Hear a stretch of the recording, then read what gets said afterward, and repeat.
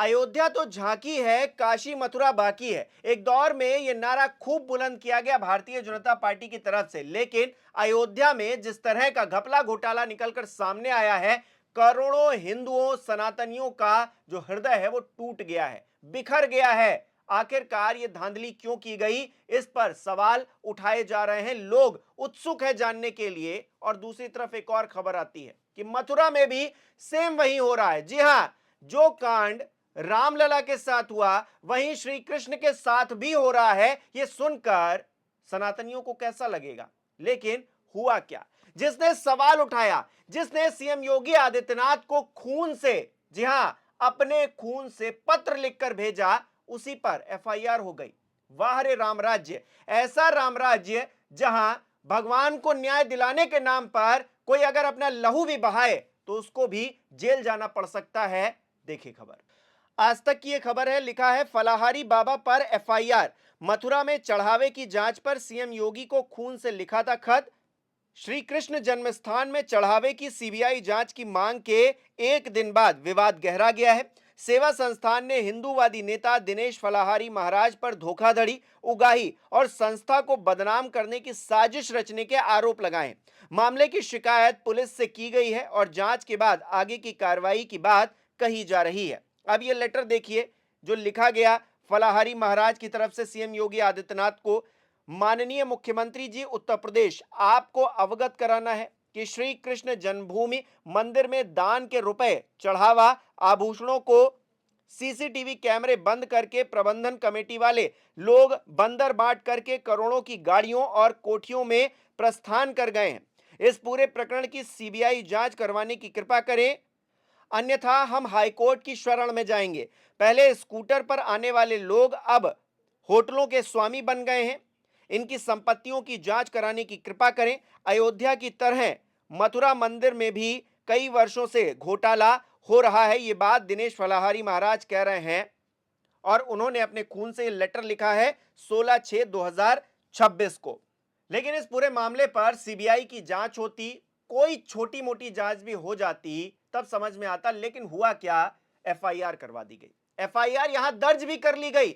वहां रामलला को लेकर जो चढ़ावे में घोटाला घपला हो रहा है, कितने लोगों ने ही शिकायत दर्ज करवाई, थाने जा जाकर कहा, लेकिन फिर भी एफआईआर दर्ज नहीं हुई। और यहां मथुरा में जो सवाल उठा रहा है, जो कह रहा है कि चंदा चोर यहां भी बैठे हुए हैं, उनको पकड़ो आकर, सीबीआई की जांच करवाओ आकर, नहीं तो हम हाईकोर्ट की शरण में जाकर जांच करवाने के लिए आगे बढ़ेंगे, उन्हीं पर एफआईआर दर्ज कर दी जाती है। कहा जाता है कि यही है असली चोर। अब बताइए कैसे खेल चल रहा है। गजब का जमाना आ गया है दोस्तों। एक तरफ तो राम मंदिर में न्याय नहीं मिल पा रहा था, अब कृष्ण जन्मभूमि में भी इस तरह की चीजें हो रही हैं और वहां पर सवाल उठाने वाले को ही कटघरे में खड़ा कर दिया गया है और उसी पर एफआईआर दर्ज कर दी गई है। और कल को ये जेल भी चले जाएं तो कोई बड़ी बात नहीं होगी। और उत्तर प्रदेश में पहली बार नहीं हो रहा है दोस्तों।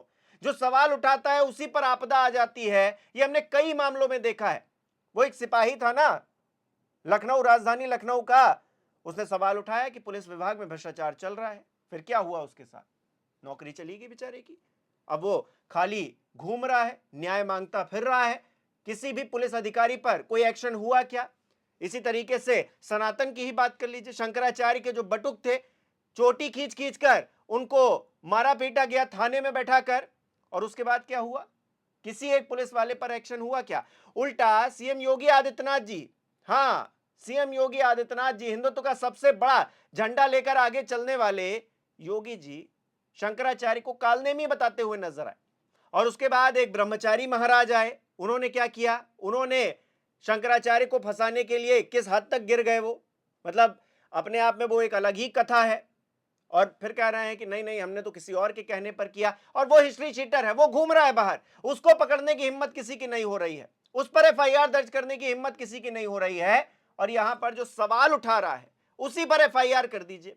तो ये न्याय चल रहा है, ये चल रही है राम व्यवस्था, राम राज्य चल रहा है उत्तर प्रदेश के अंदर, जहां पर सवाल उठाने वाले कटघरे में हैं और जो आरोपित हैं राम मंदिर मामले में भी देखिए, जिन पर आरोप लग रहा है, अपने पद से नहीं हटाए गए हैं, अभी तक पद पर आसीन है, जांच चल रही है और वहां चंपत राय जी से जानकारी ली जा रही है। जी हां, जांच में उनसे सख्ती से पूछताछ नहीं हो रही है, तमाम और लोग हैं जो खुलासे दर खुलासे कर रहे हैं, जो उस ट्रस्ट में रहे हैं, उस व्यवस्था में रहे हैं, वो बता रहे हैं कि हमने चंपत राय जी को जानकारी दी, उनको जो है सब कुछ पता था।